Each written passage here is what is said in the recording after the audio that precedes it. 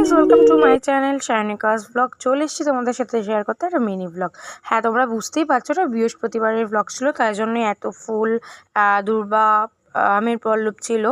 তো এখানে ধুনো জ্বালিয়েছিলাম আমি, সেটাও তোমাদেরকে শেয়ার করছি। আর তারপর আমি আমার সিংহাসনটা একবার দেখিয়ে দিই। পুজোটা আমি বৃহস্পতিবার করেছিলাম। তো কেমন হয়েছে সাজানোটা একটু বলো। প্রত্যেকবার মার সাজানোই দেখো, এবারে আমার সাজানোটা দেখছোই। এটা আমার পড়ার টেবিলে থাকা মা সরস্বতী, এখানেও আমি ফুলের মালা দিই। আর এখানেই আলপনাগুলো করেছিলাম। লাঞ্চে ছিল ভাত, ক্যাপসিকাম আলু ভাজা, আর ছিল কচুরমুখির দম, আর ছিল ডিমের কারি।